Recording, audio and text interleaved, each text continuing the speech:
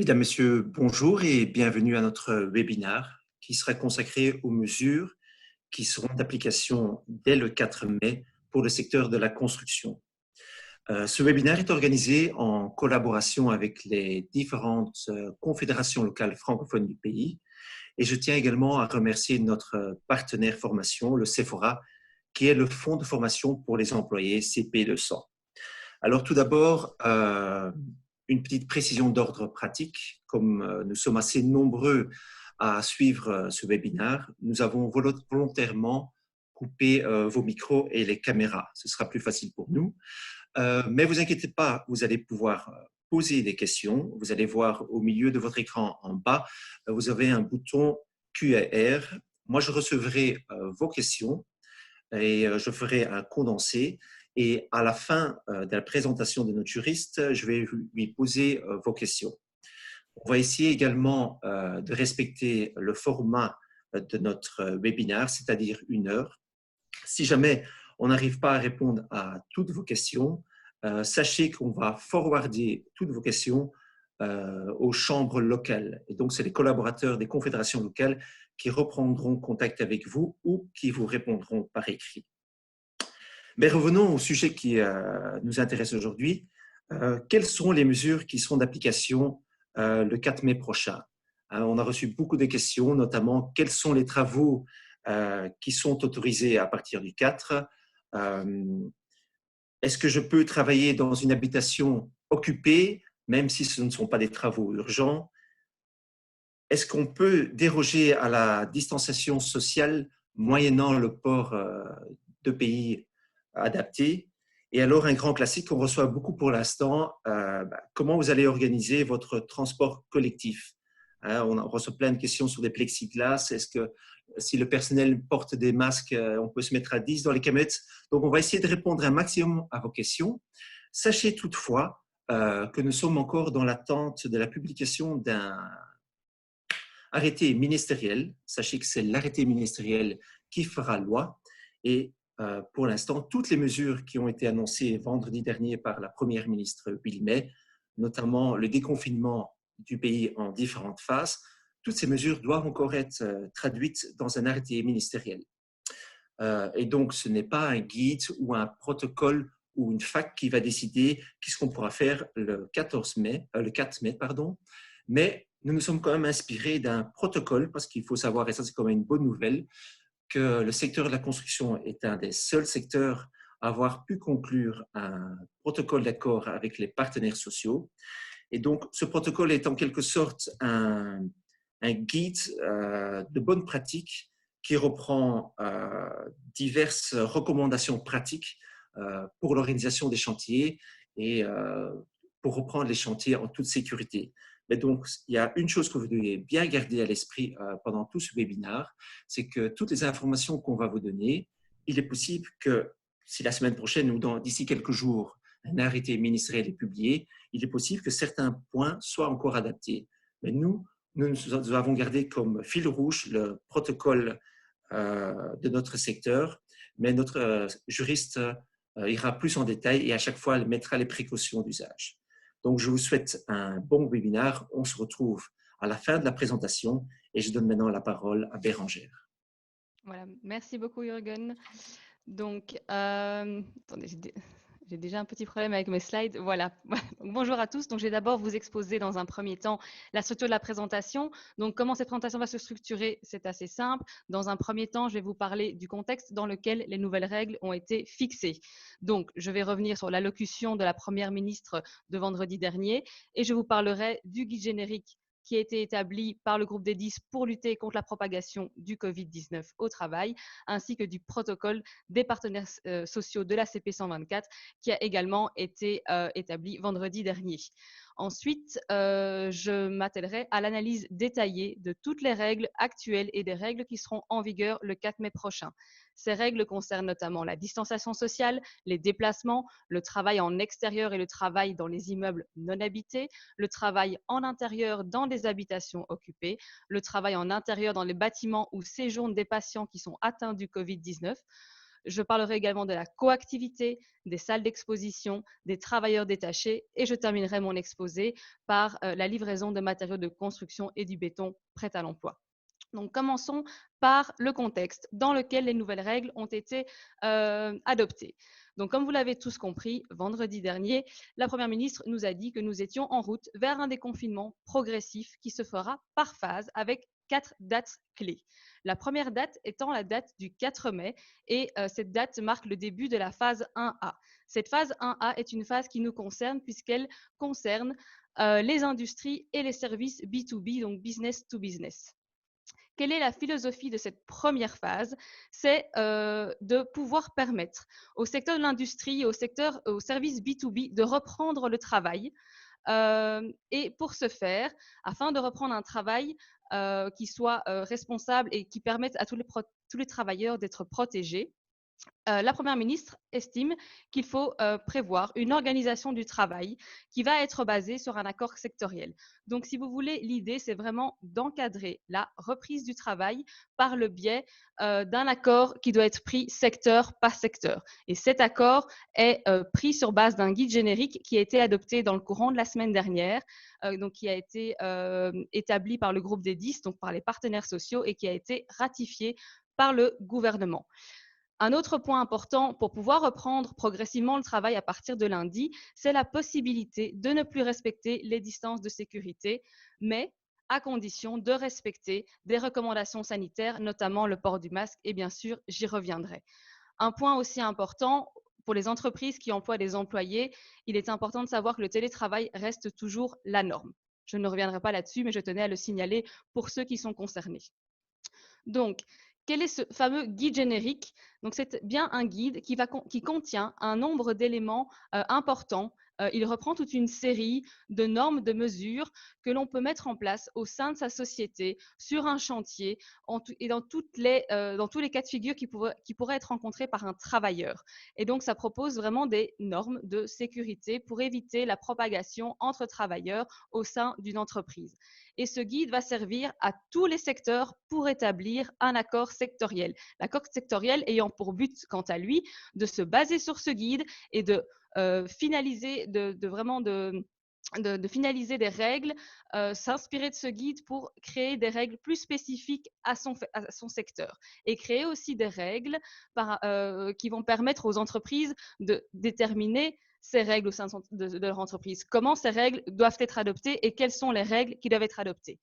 Donc, vous avez ici un schéma qui résume bien toute la philosophie de cette première phase 1A qui concerne notre secteur, à savoir l'établissement d'un guide générique qui permet à tous les secteurs de prendre connaissance de règles qui existent pour pouvoir reprendre un travail et permettre aux travailleurs d'être protégés sur leur lieu de travail. Ensuite, un guide sectoriel qui est établi sur base de ce guide générique, guide sectoriel qui va donner des recommandations, qui va aider les entreprises à prendre des règles au sein même de leur entreprise pour leurs travailleurs et pour que ceux-ci soient protégés. Alors, comment les entreprises vont-elles pouvoir, en tout cas dans notre secteur, vont pouvoir élaborer toutes ces règles, et ce sont toutes des règles qui sont fixées dans le protocole. Parce que, je tiens à le rappeler, nous étions le premier secteur à avoir signé un protocole avec les syndicats pour pouvoir justement aller de l'avant et être prêt pour cette reprise du 4 mai. Donc, comment pouvez-vous, dans votre entreprise, prendre ces règles? Il faut différencier les entreprises qui ont une délégation syndicale des entreprises qui n'ont pas de délégation syndicale. Si au sein de votre entreprise, il y a une délégation syndicale, vous devez établir des règles de protection en vous basant sur le guide générique ainsi que sur le protocole, en concertation avec le comité pour la prévention et la protection au travail ou avec la délégation sociale qui a un rôle d'avis. Ces règles doivent aussi être soumises à l'avis du service interne ou externe de prévention, selon le cas auquel vous êtes affilié. Une fois que ces règles sont établies, vous devez en informer vos travailleurs. Si vous n'avez pas de délégation syndicale, il va falloir réaliser une analyse de risque par poste de travail. À cet égard, Constructive est en train de mettre au point cette fameuse analyse de risque et vous proposera bientôt une analyse de risque type qui vous permettra donc de pouvoir la réaliser. J'ouvre ici une parenthèse en sachant que Constructive est très impliquée dans notre protocole et va énormément aider notre secteur pour différentes choses. Et donc, il y a de fortes chances que nous organisions la semaine prochaine un webinaire à ce sujet où Constructive viendra vous expliquer toutes les règles qu'ils sont en train de mettre en place et comment ils pourront vous aider à réaliser cette analyse de risque, mais aussi à réaliser d'autres mesures dont je parlerai par la suite, dans la suite de cet exposé. Enfin, si vous êtes un indépendant, vous devrez aussi respecter les règles qui sont établies par le guide générique et par le protocole sectoriel. Alors, quelles sont ces fameuses normes? Parce que maintenant, on sait comment l'entreprise doit prendre ces normes au sein de son entreprise, mais de quelles normes parle-t-on? Il y a les normes que l'on retrouve dans le guide générique. Il s'agit notamment des mesures d'hygiène, mais également d'un grand nombre de normes qui, en fonction de leur degré de protection, sont classées selon une hiérarchie, à savoir, premièrement, les normes les plus efficaces, ce sont les normes organisationnelles. C'est-à-dire que l'entreprise va réfléchir à des normes qui auront trait à l'organisation, comme par exemple étaler les pauses déjeuner, laisser des portes ouvertes entre les différents locaux, ne pas prévoir de réunions dans des endroits exigus, etc. Donc l'entreprise va devoir prendre ce type de normes. Ensuite, elle doit également prendre des normes collectives, c'est-à-dire des normes relatives à des équipements de protection collective, l'installation de cloisons, mettre des rubans entre différents espaces, appliquer des marquages, prévoir des sens de circulation, par exemple, sur un chantier, et j'y reviendrai. Enfin, il y a des normes individuelles, c'est-à-dire tous les équipements de protection individuels. L'entreprise doit aussi définir ce type de normes, comme par exemple les vêtements de protection, les tabliers, les lunettes, les gants et bien sûr les masques. J'y reviendrai une fois de plus. Donc ça, c'est une partie des normes qu'il faut prendre par l'entreprise. Il y a d'autres normes qui sont les normes que l'on retrouve dans le protocole. Le protocole édicte des normes qui sont spécifiques à notre secteur et qui envisagent chaque cas de figure où des normes spécifiques doivent être prises, comme les déplacements, le travail en intérieur, etc. Et ce sont aujourd'hui les normes que je vais vous détailler et vous expliquer dans le présent webinaire. Alors, avant de parler de toutes ces normes, et comme l'a dit Jürgen, je tiens vraiment à vous rappeler qu'à l'heure du présent webinaire, l'arrêté ministériel qui fixe les règles qui ont été annoncées vendredi dernier n'a pas encore été publié, n'est pas encore adopté. Donc, je ne peux pas vous garantir que tout ce qui est dit aujourd'hui sera d'application dans l'heure qui suit, demain, voire lundi. Malheureusement, on ne sait pas. Tant qu'on n'a pas l'arrêté, ce sont encore des règles qui sont floues et on espère bien que ce soit ça. On espère que ça va être adopté comme ça, mais je ne peux pas vous le garantir aujourd'hui. Il va falloir attendre l'arrêté ministériel. Donc, l'arrêté ministériel qui est encore actuellement en vigueur au moment où je vous parle, c'est bien l'arrêté ministériel du 17 avril et non pas celui du 27 ou d'une date ultérieure cette semaine qui doit encore paraître. Donc, c'est bien celui du 17 avril qui contient les règles que vous connaissez et qui sont valables actuellement. Enfin, je tiens aussi à vous dire que la Première ministre a rappelé que toutes les mesures de déconfinement qui ont été annoncées sont au conditionnel. On ne peut donc pas vous garantir que ce qui a été dit vendredi sera effectivement d'application le 4 mai, comme on ne peut pas vous garantir que les règles relatives au 11 mai, comme par exemple l'ouverture des commerces, auront bien lieu. Ce sont vraiment toutes des mesures qui sont au conditionnel et il faudra donc suivre l'évolution de ces mesures. Enfin, j'aimerais attirer votre attention sur la problématique que nous rencontrons avec la FAQ, c'est-à-dire la foire aux questions, qui a été éditée par le ministère des Affaires intérieures. En effet, l'idée de cette FAQ, c'est vraiment de lire l'arrêté et d'en faire une interprétation pour pouvoir expliquer aux gens ce qu'on a voulu dire dans l'arrêté. Il faut savoir que cette FAQ ne contient pas de dispositions légales qui sont contraignantes. Ce qui compte, c'est vraiment l'arrêté ministériel. La FAQ n'est qu'une interprétation. Malheureusement, et vous avez peut-être été victime de cela, la police se sert de cette FAQ pour estimer si vous êtes ou non en infraction par rapport à l'arrêté ministériel. Et donc, parfois, elle verbalise sur base de cette FAQ. Donc voilà, sachez qu'elle existe, qu'elle n'a pas de valeur légale contraignante, mais que la police s'en inspire et que donc cette FAQ crée malheureusement certaines incertitudes sur lesquelles je reviendrai par la suite. Voyons donc maintenant les différentes mesures qui ont été prises par le protocole et qui, on espère, seront appliquées d'ici lundi, mais donc toutes les mesures spécifiques qu'allons-nous pouvoir faire dès ce lundi? Premièrement, en ce qui concerne la distanciation sociale, la grande question, c'est est-ce que je dois la respecter? Pour rappel, aujourd'hui et jusqu'à lundi, vous devez respecter la distanciation sociale. Si vous n'êtes pas capable de la respecter au moment de votre travail sur le chantier, vous ne pouvez pas travailler. L'exception, c'est toujours la même. Vous pouvez ne pas respecter la distanciation sociale quand vous êtes amené à faire des réparations urgentes qui touchent à l'hygiène ou à la santé. C'est le seul cas pour l'instant dans lequel on peut y déroger. À partir du 4 mai, aussi bien le guide générique que l'accord sectoriel préconisent que les dérogations à la distanciation sociale doivent être limitées au minimum. C'est-à-dire, et c'est l'idée principale, c'est qu'on doit déroger à la distanciation sociale que lorsqu'il n'y a aucune autre solution. Quand aucune autre solution n'est possible, on peut y déroger. Mais donc, il faut vraiment éviter le plus possible de déroger à cette distanciation sociale. Question qui se suit, c'est si j'y déroge, est-ce que je dois porter le masque? Alors, première question, est-ce que c'est obligatoire de porter le masque en cas de non-respect de la distanciation sociale?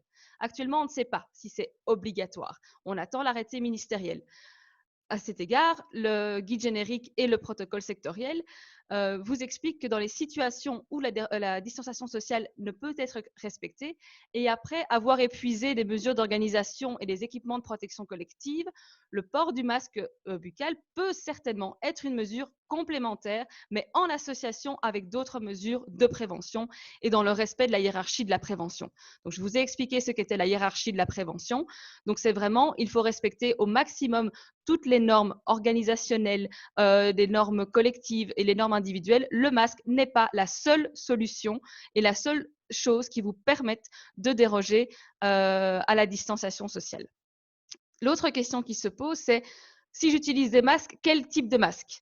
Une fois de plus, on n'a pas l'arrêté ministériel, donc on ne peut pas encore vous répondre avec une garantie 100%. Cependant, si on se réfère à ce qu'a dit la Première ministre vendredi dernier, étant donné que les masques de type FFP2, FFP3 doivent être réservés exclusivement au personnel médical, on en conclut qu'effectivement, on va pouvoir utiliser d'autres types de masques, à savoir des masques en tissu réutilisables qu'il faudra laver après chaque utilisation à haute température, des masques FFP1, des masques chirurgicaux. C'est ce qu'on appelle donc des masques hygiéniques. Ce matin, notre Flash Construction a envoyé une liste de fournisseurs auprès desquels vous pourrez vous fournir ce type de masque. En ce qui concerne les masques respiratoires, je tiens à rappeler que les masques FFP2 et FFP3 seront obligatoires si vous avez des travaux qui auront lieu dans des bâtiments où résident des patients Covid. Si vous devez intervenir dans ce type de bâtiment, vous devez porter des masques FFP2, FFP3 qui vous protègent beaucoup plus largement. Vous devez également utiliser ces masques lorsque vous allez être exposé à certains agents chimiques et cancérigènes tels que la poussière de quartz ou l'amiante. Ce sont des règles qui sont édictées dans le Code du bien-être au travail. Vous devez avoir ces masques. Si vous êtes dans les jours à venir confronté à des travaux de ce type et que vous ne possédez pas de masque FFP2 ou FFP3, ou en tout cas FFP3 quand c'est explicitement requis, vous ne pouvez pas réaliser ces travaux si vous n'avez pas les masques adéquats. Donc, je dis bien que pour ça, les masques hygiéniques ne sont pas suffisants. Il vous faudra vraiment des masques respiratoires car c'est la loi qui l'impose. Donc ça, c'était pour la question de la distanciation sociale et du masque. L'autre question importante, ça concerne les déplacements. Donc, à l'heure d'aujourd'hui, il faut respecter la distanciation sociale dans les camionnettes. Je reprends ici un schéma qui est établi dans le guide générique et qui vous explique comment on peut respecter la distanciation sociale dans les différents moyens de transport, la voiture, la camionnette, les minibus, etc. C'est assez clair. Alors, vous me direz, oui, mais est-ce que je peux mettre du plexiglas? J'y reviens. Avant, petite précision pour le cas des travailleurs qui vivent sous le même toit, cette question nous a aussi été posée souvent. Vous n'êtes pas obligé de respecter la distanciation sociale dans votre camionnette si vous vous déplacez avec quelqu'un qui vit avec vous et que vous êtes en mesure de le prouver. Donc, si vous vous déplacez avec votre fils, par exemple, parce que vous travaillez ensemble, munissez-vous bien de votre carte d'identité, car en cas de contrôle, on va bien vérifier que vous résidez sous le même toit. Donc maintenant, je reviens en ce qui concerne la distanciation sociale dans les camionnettes. Donc à l'heure actuelle, il faut vraiment la respecter. Qu'en est-il à partir du 4 mai? Le guide générique et le protocole vous disent qu'il faut respecter la distanciation sociale et que si ce n'est pas possible, il faut prévoir une séparation et utiliser éventuellement en plus des masques. Donc, on est bien conscient que le guide générique et le protocole prévoient l'utilisation du plexiglas, la possibilité de mettre une paroi, en tout cas, dans une camionnette pour pouvoir créer des séparations et mettre plus de monde. La Confédération Construction, à l'heure d'aujourd'hui, ne le recommande pas. Pourquoi? Parce qu'il y a certains dangers dont vous devez être conscient si vous vous déplacez avec ce type de paroi dans votre voiture. D'une part, dès qu'on modifie un véhicule, il faut qu'il soit homologué par le contrôle technique. C'est vraiment une question de sécurité routière. En ce moment, ce n'est pas spécialement possible de pouvoir homologuer cette transformation du véhicule. Donc, il y a déjà un problème par rapport à la sécurité routière.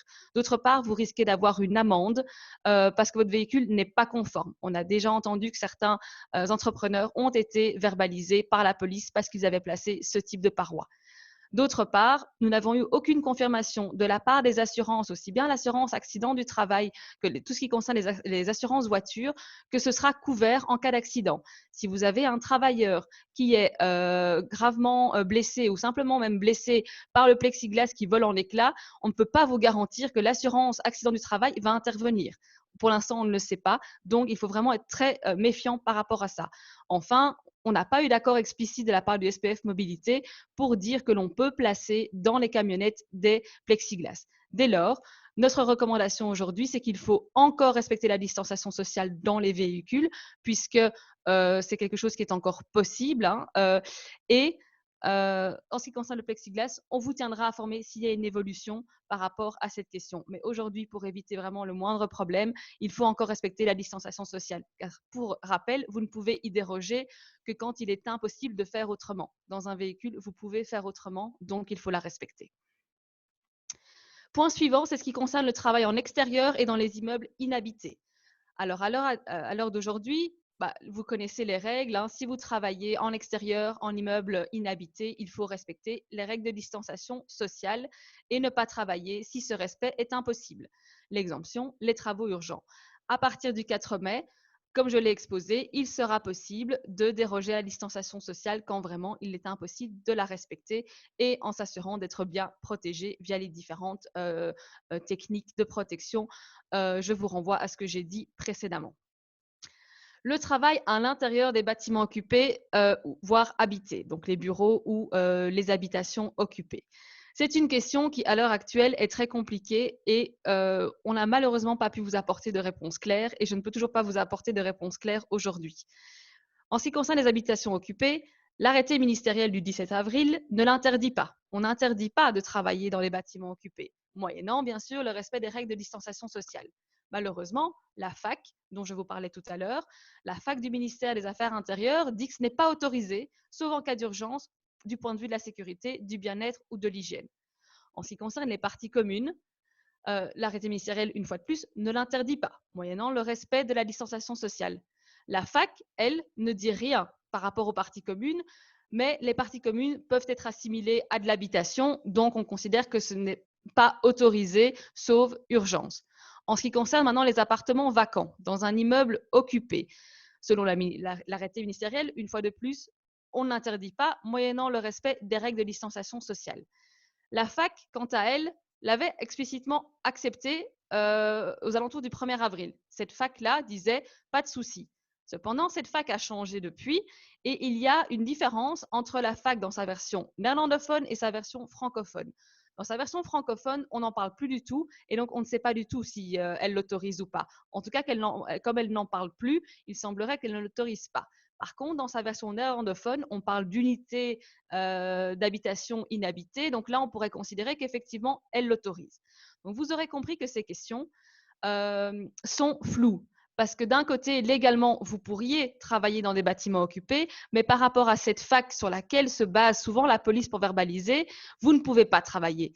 Donc, notre conclusion par rapport à cette question, c'est que la prudence s'impose vraiment. Vous pouvez opter de travailler dans des bâtiments occupés, habités, mais en ayant conscience qu'on ne pourra pas vous garantir que vous ne serez pas verbalisé. Après, vous pourrez toujours effectivement contester les amendes aussi, mais voilà, ce n'est pas l'idée que vous soyez verbalisé. Donc, est-ce que ça va changer à partir du 4 mai? En tout cas, c'est ce qu'on espère, c'est l'idée et la Confédération se bat pour que le gouvernement l'autorise expressément et que cela figure quelque part en disant oui, on peut travailler dans des bâtiments occupés. Et le protocole va plus loin en disant on voudrait travailler dans les bâtiments occupés et on propose de respecter ces règles-là. Donc, l'idée, c'est qu'à partir du 4 mai, si c'est accepté que l'on peut travailler dans les bâtiments occupés, vous devez suivre ces recommandations, en tout cas ce qui a été dicté dans le protocole. Et quelles sont toutes ces règles? Elles sont nombreuses. C'est d'une part, avant de commencer les travaux, une concertation aura lieu entre les occupants et ceux qui vont exécuter les travaux, en lien avec le planning et la situation sur place et le souhait éventuel des occupants de ne pas faire exécuter les travaux. On se réfère ici à l'annexe 4, checklist constructive. Donc vraiment une concertation d'abord entre toutes les personnes qui vont être concernées par ces travaux, habitants et travailleurs. Les interactions entre les habitants ou les usagers du bâtiment et les personnes qui exécutent les travaux doivent être limitées et si possible évitées en fonction aussi de la configuration des lieux et autres. Il faut vraiment éviter les interactions avec les gens qui y vivent. Les habitants usagers des bâtiments ne sont pas présents dans l'espace où sont exécutés les travaux, sauf si ces espaces sont assez vastes. Et donc, si vous travaillez dans une pièce, il faut absolument que les personnes ne soient pas dans cette pièce-là au même moment. L'accès à l'endroit où sont exécutés les travaux doit être libre et si possible réservé aux personnes qui exécutent les travaux. Donc une fois de plus, bien se mettre en contact avec les gens pour que éventuellement communiquer vos heures d'arrivée, vos heures de départ, pour ne pas croiser des gens au niveau des parties communes ou dans les habitations. Si ce n'est pas possible, toutes les personnes qui se trouvent dans les environs des travaux, aussi bien les travailleurs que les habitants du bâtiment, doivent porter un masque. Donc ici, on parle encore masque hygiénique plutôt que masque de type respiratoire FFP2 ou autre. Et il faudra respecter le plus possible la distanciation sociale. Vous pouvez aussi envisager d'établir des règles pour éviter les croisements avec une circulation à sens unique ou des choses comme ça. Et enfin, afin de garantir une protection maximale, l'employeur va mettre à disposition des travailleurs qui réalisent des travaux en intérieur un kit d'équipement de protection individuelle dont le contenu sera défini par constructif et dont vous aurez normalement le détail la semaine prochaine lors du webinaire que nous organiserons. Qu'en est-il maintenant des travaux en intérieur dans des bâtiments où séjournent des patients qui sont atteints du Covid-19? Alors ici, les règles sont encore plus strictes puisque là, il y a un réel risque de contamination puisqu'il s'agit vraiment de personnes qui sont atteintes. Et donc ici, on parle aussi bien des bâtiments comme les hôpitaux, éventuellement des maisons de repos, mais aussi des gens qui seraient éventuellement mis en quarantaine chez eux parce qu'ils sont malades. Ici, les travailleurs qui vont exécuter les travaux doivent porter un masque de type FFP2 ou plus. Il ne faut qu'il y ait aucune interaction avec les malades. Tous les habitants, les usagers du bâtiment devront porter un masque. Tous les équipements de protection individuelle supplémentaires feront l'objet de discussions entre l'employeur et le travailleur. Un questionnaire sectoriel uniforme doit être rempli au préalable par le propriétaire, l'habitant, l'usager du bâtiment, afin de pouvoir évaluer correctement la situation. Enfin, le travailleur à qui on a demandé de travailler dans ce bâtiment pourra refuser d'exécuter les travaux, et ce, sans conséquence pour lui. Passons maintenant au point suivant, à savoir la coactivité. Donc, on entend par coactivité le cas où on a sur un même chantier plusieurs prestataires, plusieurs sous-traitants, plusieurs travailleurs, d'employeurs différents, etc. Aujourd'hui, il n'y a pas vraiment de règles spécifiques définies. Vous savez qu'on se réfère surtout aux coordinateurs de sécurité et autres. Les règles principales sont toujours le respect de la distanciation sociale sur les chantiers et ne pas travailler si c'est impossible de respecter les règles. C'est d'ailleurs la raison pour laquelle un grand nombre de grands chantiers ont fermé. À partir du 4 mai, le protocole sectoriel a prévu plusieurs règles pour pouvoir travailler sur les chantiers et pour pouvoir anticiper cette problématique de la coactivité. L'idée, d'une part, c'est qu'il faut limiter la coactivité sur les chantiers. Donc, essayer de la limiter le plus possible. S'il y a coactivité, si celle-ci a de toute manière lieu, l'entrepreneur principal va devoir désigner un responsable coronavirus. Les coordonnées du responsable coronavirus seront affichées sur le chantier, comme par exemple le responsable de la signalisation sur les chantiers routiers, et également communiquées au coordinateur de la sécurité ainsi qu'à tous les acteurs présents sur le chantier. Donc, il y aura vraiment un responsable coronavirus qui va devoir veiller au respect d'un grand nombre de règles. Parce que lorsque la coactivité va donner lieu à l'exécution de travaux par des travailleurs de l'employeur ou de plusieurs employeurs sur un même étage, un même espace, un même lieu de travail, où le risque que la distanciation sociale ne puisse être respectée, dans ces cas-là, il va falloir prendre des mesures organisationnelles. Quelles sont ces mesures organisationnelles à prendre sur le chantier? D'une part, il faut, dans la mesure du possible, être attentif au fait qu'un seul sous-traitant va travailler par étage, par lieu de travail, par espace délimité, et prévoir une succession séquentielle des différents sous-traitants et co-traitants. Si ce n'est pas possible, il va falloir limiter le nombre de travailleurs qui vont travailler en même temps sur le même étage, le même espace, en obligeant chaque travailleur à porter un masque. Le travailleur qui refuse de le faire sera immédiatement retiré du site par le responsable entier. Les travailleurs et les autres personnes présentes doivent se croiser le moins possible. À cet égard, il faudrait élaborer, dans la mesure du possible, des plans de circulation à sens unique, avec des règles de priorité au moment où les personnes vont se croiser, savoir qui passe d'abord pour éviter qu'elles ne s'entrechoquent. Et bien sûr, prévoir le port du masque. Enfin, cet aspect de l'organisation des chantiers en cas de coactivité doit être explicitement abordé entre l'entrepreneur donneur d'ordre et l'entrepreneur ou les entrepreneurs exécutants. Ceci est nécessaire pour l'autorité du responsable coronavirus désigné ou à désigner et pour les accords concrets sur la distanciation sociale. Point suivant, c'est ce qui concerne les salles d'exposition. Donc, étant donné qu'elles sont, on les considère comme des commerces de détail, avant le 4 mai, les salles d'exposition sont fermées. Puisque, enfin, depuis le début, elles sont fermées. À partir du 4 mai, elles restent fermées, puisque ce n'est qu'à partir du 11 mai que la ministre a dit que les commerces pourraient réouvrir. Alors, c'est pourrait, devrait rouvrir. Une fois de plus, comme tout est au conditionnel, on ne peut pas garantir que ces salles d'exposition, ces showrooms, seront à nouveau ouverts le 11 mai. Tout dépendra de l'évolution des règles, de ce qui sera effectivement décidé dans les jours à venir. En ce qui concerne maintenant les travailleurs détachés, ici, ça sera surtout un rappel des règles parce qu'il n'y a pas vraiment de différence entre les règles d'aujourd'hui et ce qui sera en application le 4 mai. Il faut savoir que toutes les mesures que j'ai expliquées avant seront bien évidemment applicables à tous les travailleurs qui sont détachés et qui seront sur nos chantiers.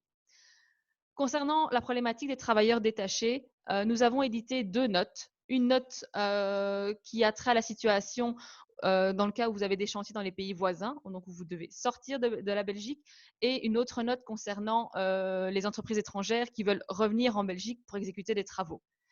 Le point important par rapport que l'on retrouve dans ces 2 notes, c'est lorsqu'il y a un déplacement professionnel transfrontalier, il y a un grand nombre de documents à avoir pour pouvoir passer les différentes frontières, notamment carte d'identité, passeport, une attestation de l'employeur ou un autre document professionnel. On recommande également de se munir d'une preuve de la nécessité du déplacement, bon de commande, contrat, échange de courrier relatif aux travaux à réaliser, etc. Avoir éventuellement des documents sociaux tels que le formulaire A1 ou la déclaration de détachement quand celles-ci sont nécessaires. Et enfin, se munir également des autres documents qui seraient requis par le pays de destination.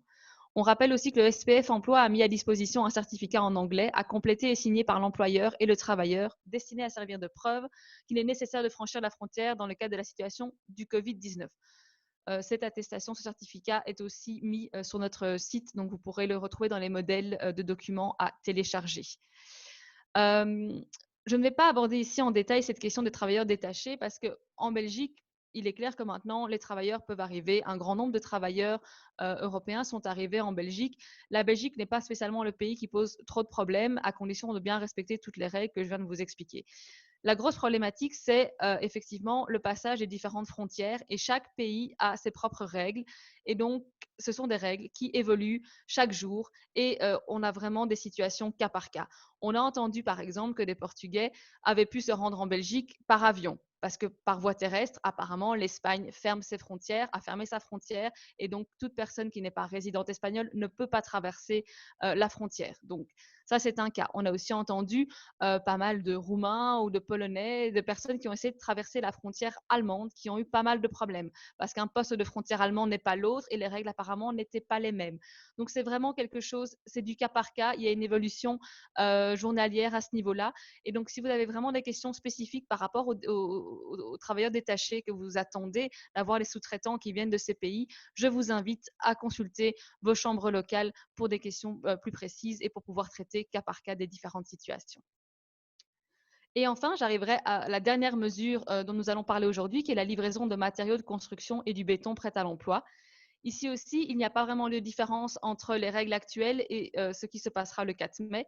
Pour l'achat en magasin, c'est toujours la même chose, c'est ouvert aux professionnels. Il faut maintenir une distance d'1,50 m entre chaque personne, et un maximum un client par 10 mètres carrés pendant 30 minutes, s'y rendre dans la mesure du possible seul et payer de manière électronique.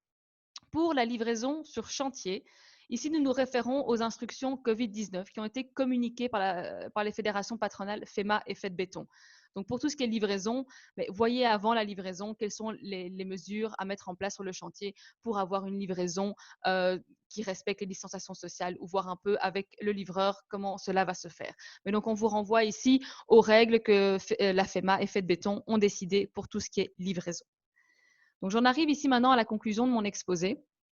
Et je voudrais vraiment attirer une fois de plus votre attention sur le fait que nous sommes dans une période qui est particulière, où les règles changent chaque jour, que tout ce qui a été dit aujourd'hui peut changer, peut évoluer dans les heures, dans les jours à venir. En effet, l'arrêté ministériel reprenant les règles annoncées vendredi peut sortir aujourd'hui, demain, voire vendredi. On ne sait pas. Mais cet arrêté ministériel va en effet préciser certaines règles, confirmer ce que je viens de dire ou peut-être infirmer ce que je viens de dire. Donc, il va vraiment falloir être attentif à l'évolution et à ce qui sera dit. Mais je tiens à vous rappeler aussi que tant que cet arrêté ministériel reprenant les règles de vendredi dernier n'a pas été adopté, ce sont toujours les règles de l'arrêté ministériel du 17 avril qui sont en vigueur. Je tiens aussi à vous faire savoir que la Confédération travaille vraiment activement chaque jour pour vous fournir des réponses claires dans la mesure du possible. Nous sommes conscients que vous attendez des réponses claires et on aimerait vraiment vous les fournir. Malheureusement, nous sommes dans une situation où le juridique est plus lent, où ça ne suit pas toujours et où nous avons plus de questions mais pas de réponses. Donc voilà, le but aussi du webinaire aujourd'hui, c'était vraiment de vous expliquer dans quelle situation nous sommes et pourquoi vous n'avez pas toujours les réponses claires à vos questions, malgré le fait qu'on aimerait vraiment vous les fournir. C'est la raison pour laquelle le conseil que je vais vous donner pour les jours à venir, c'est vraiment de suivre l'actualité et de vous renseigner sur l'évolution des règles en consultant nos flash constructions, nos communiqués de presse, notre fac et nos modèles de documents. Ce sont des moyens de communication que l'on met à jour le plus rapidement possible. Les flash constructions vous informent toujours de la dernière nouveauté de ce qu'on vient d'entendre. Par exemple, ce matin, on a pu vous renseigner sur les masques. Nos communiqués de presse aussi. Notre fac est régulièrement mise à jour avec toutes les informations que nous détenons et toutes les informations que nous obtenons auprès du gouvernement et des différentes instances. Enfin, nos modèles de documents sont mis à jour aussi régulièrement afin que vous puissiez travailler dans les meilleures conditions. Si vous avez encore des questions, si vous vous posez encore beaucoup de questions, n'hésitez jamais à contacter votre chambre locale. Donc ici, je vous rappelle les adresses, aussi bien téléphone que les adresses mail pour la Confédération Construction Bruxelles-Capitale, pour tous les entrepreneurs qui sont affiliés à Bruxelles et pour tous les entrepreneurs qui sont affiliés en Wallonie. Petit rappel également de l'adresse mail de vos chambres de construction locale. Donc voilà, je vous remercie beaucoup pour votre attention et nous pouvons maintenant passer aux questions. Merci Bérangère. Donc, je vais d'abord répondre à une question qui a été énormément posée parce que la présentation était dense, rapide également, donc c'est un peu difficile pour tout le monde de digérer la matière. Donc, effectivement, oui, nous allons directement après ce webinaire vous envoyer la présentation par PDF. C'est également intéressant parce qu'il y a différents liens que Bérangère a mis qui vous permettront de retrouver, par exemple, le guide générique, protocole et d'autres documents assez utiles pour vous. Bérangère, peut-être une première question concernant les déplacements. Les entreprises n'ont évidemment pas toujours suffisamment de véhicules par rapport au nombre d'ouvriers qu'ils ont. Quels sont les droits et obligations de l'employeur dans ce cadre-là pour envoyer leur personnel sur chantier? Quelles sont les pistes? Peut-être débloquer ton micro.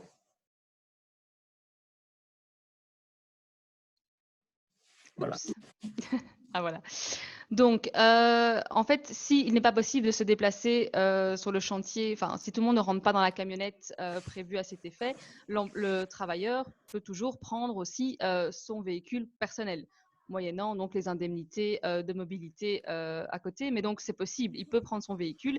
Et on rappelle que les transports en commun sont toujours utilisables. Et donc, on peut se déplacer via ces transports en commun. Et donc, voilà, pour l'instant, il n'y a pas malheureusement de solution miracle, mais tous les moyens sont bons pour se déplacer vers le chantier. Mais voilà, malheureusement, je n'ai pas plus d'informations à donner à ce niveau-là. Qu'en est-il du plexiglas, de la piste du plexiglas? Tu en as un peu parlé, mais comme on a des questions, peut-être tu peux revenir là-dessus. Donc, en ce qui concerne le plexiglas, donc beaucoup souhaiteraient pouvoir le placer afin de pouvoir mettre plus de monde dans la camionnette et ne pas respecter la distanciation sociale en plaçant ces parois. Comme je l'ai dit, c'est une solution qui existe, mais que la Confédération, pour l'instant, ne préconise pas pour plein de raisons, étant donné qu'il faut, dès que vous modifiez votre véhicule en plaçant une paroi, le véhicule n'est plus conforme et il doit être homologué, notamment par le contrôle technique. S'il n'est pas homologué, s'il n'est pas conforme, vous risquez d'avoir des problèmes du point de vue de la sécurité routière et vous pouvez être verbalisé par la police. L'autre problématique, c'est que nous n'avons pas eu confirmation des assurances, aussi bien assurance accident du travail que les assurances voitures, qu'en cas de dégâts, de dommages, aussi bien au véhicule qu'aux occupants du véhicule, l'assurance interviendra. On ne sait pas si ce sera couvert ou pas. Et donc, pour les travailleurs qui seraient blessés par ce plexiglas, on ne peut pas garantir que l'assurance accident du travail va intervenir. Enfin, on n'a pas eu de confirmation de la part du SPF Mobilité ou du gouvernement ou d'une autre instance pour nous dire oui, vous pouvez mettre ces plexiglas, il n'y a pas de souci. Donc voilà, c'est quelque chose, on laisse les entrepreneurs décider s'ils souhaitent ou pas placer ce plexiglas, mais à leur risque et péril. Et donc, nous, on vous informe vraiment des risques que vous encourez si vous placez ce type de protection. Encore au niveau du transport, si mon sous-traitant est une société étrangère, et donc que tous les ouvriers vivent dans la même maison, donc ils se côtoient régulièrement, peuvent-ils venir tous ensemble dans le même véhicule? Alors, comme je l'ai dit, il est possible d'être à plusieurs dans une camionnette sans respecter la distanciation sociale, à condition que vous puissiez démontrer que vous vivez sous le même toit. Donc, effectivement, pour un père et son fils qui travaillent ensemble, c'est relativement facile. Pour les travailleurs étrangers qui vivent ensemble dans une même habitation, on conseille de prendre contact avec la commune et les agents de quartier pour qu'un agent de quartier puisse venir sur place vérifier que, enfin, en tout cas, non, plutôt pour pouvoir attester que telle et telle personne vivent en effet sous le même toit. Donc, n'hésitez pas à appeler l'agent de quartier pour qu'il passe pour pouvoir attester de cela. Mais tant qu'il n'est pas passé, évitez les déplacements en commun parce que vous risquerez d'avoir une amende vu que vous ne pourrez pas démontrer que ces personnes vivent effectivement ensemble. Alors, toujours beaucoup de questions dans tout ce qui est transport. On reste dans ce domaine-là. Quelle infraction commettrait-on si un ouvrier prend place dans la partie chargement d'une camionnette, moyennant l'installation d'un siège et d'une ceinture de sécurité, bien entendu? Honnêtement, c'est une question que qu'on n'a pas encore eu spécialement, donc il faudrait voir. Il faut toujours vérifier aussi, penser à la sécurité des travailleurs. Si la distanciation sociale est respectée, si effectivement il est sécurisé grâce à une ceinture de sécurité et qu'il y a effectivement un fauteuil, éventuellement, pourquoi pas. Mais une fois de plus, c'est toujours du cas par cas. On ne peut jamais garantir que la police ne va pas verbaliser cette situation spécifique. Des questions également. Quel type de masque préconisez-vous? Donc, Donc, travaux intérieurs, par exemple, ou sur les donc, chantiers. donc en ce qui concerne les masques, comme on l'a dit, pour l'instant, une fois qu'on déroge à la distanciation sociale, on n'a pas encore eu la confirmation que c'est obligatoire de porter ce masque. C'est une protection qui nous semble vraiment nécessaire et utile, mais pour l'instant, comme on n'a pas l'arrêté ministériel, on ne sait pas si c'est obligatoire. En tout cas, si vous souhaitez porter un masque, étant donné que la ministre l'a clairement dit, les masques FFP2 et FFP3 ne sont réservés exclusivement au personnel médical. Comme c'est réservé à ce personnel, il est donc très difficile de se procurer ce type de masque. Dès lors, si vous souhaitez porter un masque pour le travail, en cas de dérogation à la distanciation sociale ou pour le travail en intérieur, vous devez prendre des masques que l'on appelle des masques hygiéniques, c'est-à-dire des masques en tissu à fabriquer vous-même ou à se procurer via une liste de fournisseurs que nous avons mis en ligne ce matin via notre flash construction. Vous pouvez aussi utiliser des masques chirurgicaux et des masques FFP1. Donc, ces masques-là peuvent être utilisés pour l'instant sur les chantiers et autres, ou en intérieur d'habitation, quand vous dérogez aussi à la distanciation sociale. C'est aussi sous réserve, bien sûr, de l'arrêté ministériel. Pour l'instant, c'est ce que l'on pense, mais ça n'a pas encore été inscrit quelque part de manière légale. Donc, à voir. Maintenant, pour les masques FFP2 et FFP3, ils sont obligatoires si vous devez intervenir dans des bâtiments où il y a des patients qui sont atteints du Covid-19. Donc, on parle des hôpitaux, des maisons de repos, mais aussi des habitations dans lesquelles des gens sont mis en quarantaine parce qu'ils sont malades. Dans ce cas-là, si vous devez vraiment intervenir dans ces bâtiments, il faut avoir des protections de type FFP2, FFP3. C'est très important. D'autre part, si vous devez aussi réaliser des travaux où vous allez être confronté à de l'amiante ou du silice de quartz, la loi vous oblige à porter un masque de type FFP2 ou FFP3. Dans ce cas-là, si vous n'en avez pas, vous ne pouvez pas réaliser ces travaux.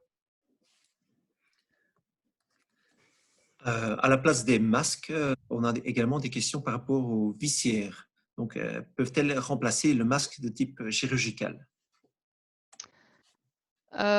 Ça, on ne peut pas vous dire avec certitude que le masque, la visière remplace un masque chirurgical. À mon sens, non. Par contre, la visière constitue une mesure de sécurité supplémentaire à titre d'équipement de protection individuelle.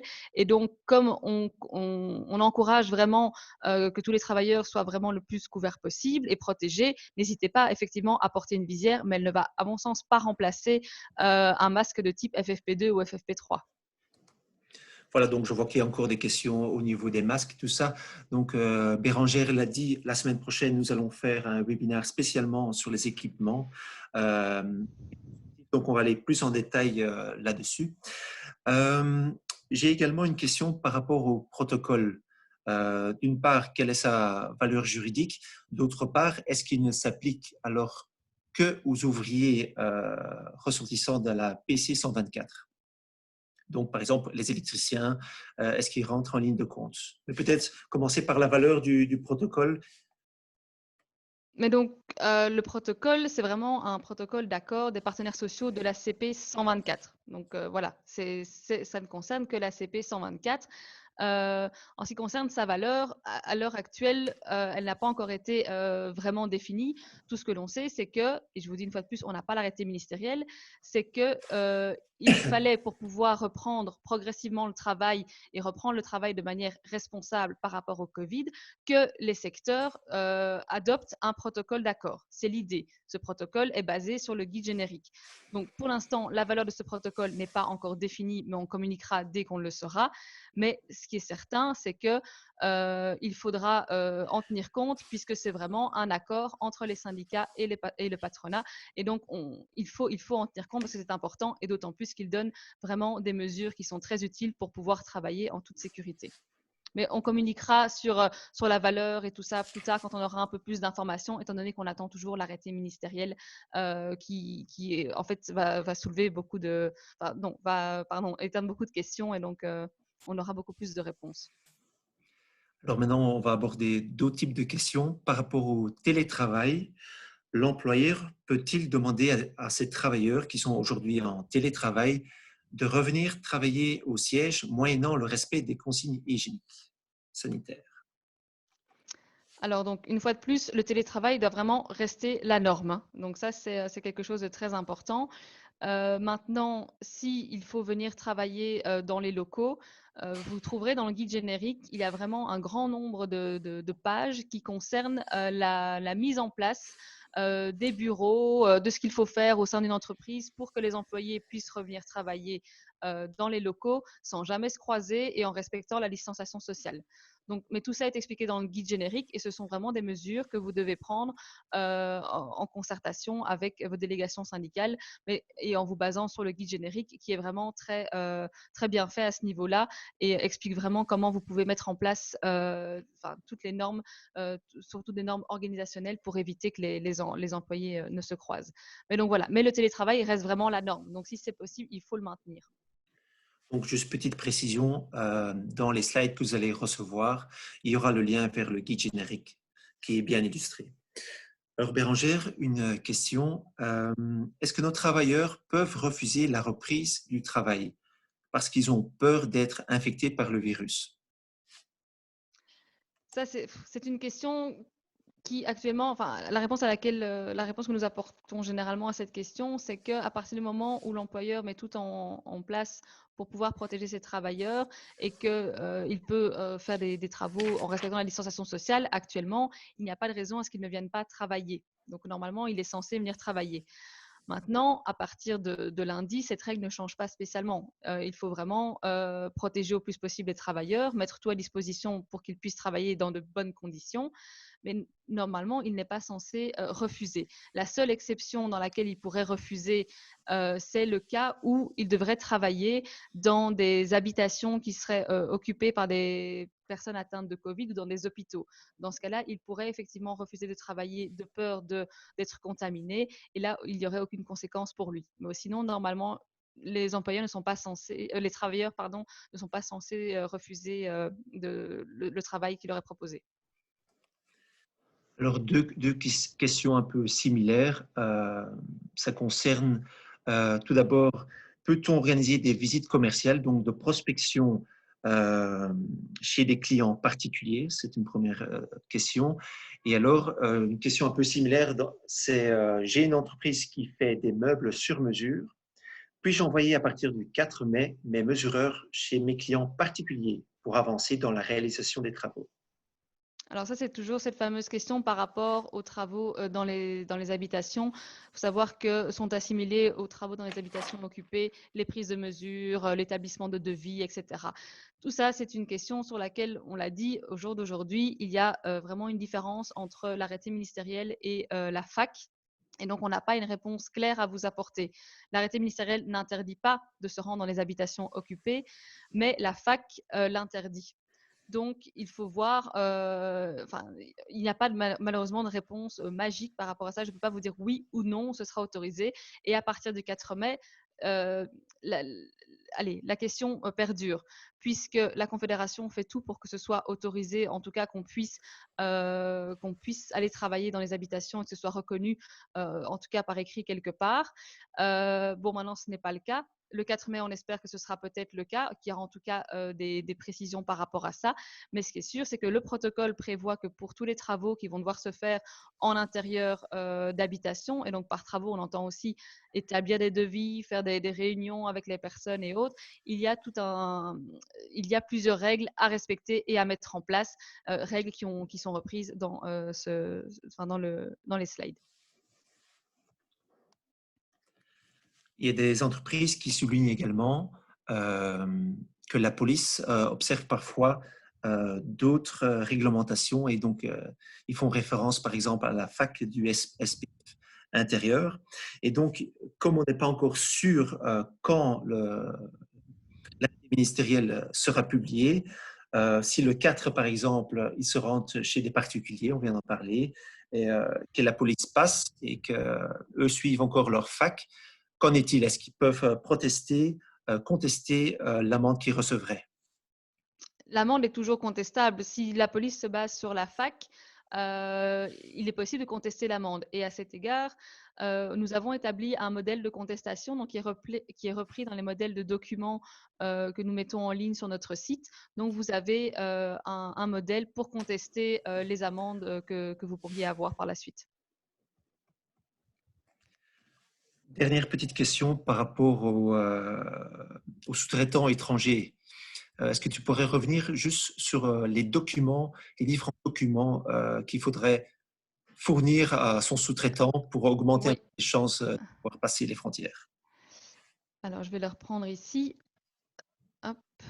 Mais donc, En gros, il faut toujours être muni de sa carte d'identité et de son passeport, d'une attestation de l'employeur ou d'un autre document professionnel, par exemple la preuve du statut d'indépendant.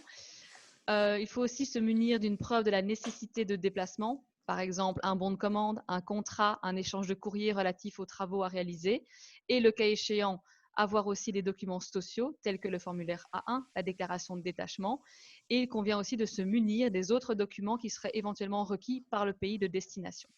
Donc ça, c'est quand vous vous déplacez en dehors de la Belgique.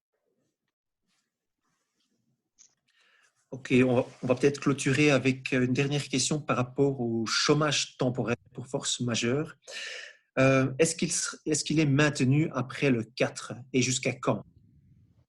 Donc ça, c'est une question à laquelle nous n'avons pas encore vraiment de réponse. Normalement, le chômage temporaire pour force majeure est, à mon sens, maintenu jusqu'au 30 mai, enfin 31 mai, pardon, donc à vérifier. Mais ça, c'est une question à laquelle, sur laquelle nous reviendrons et nous communiquerons bien évidemment quand nous en saurons un peu plus. Mais normalement, je pense, sauf erreur et sous toute réserve, que c'est maintenu jusqu'à la fin du mois de mai.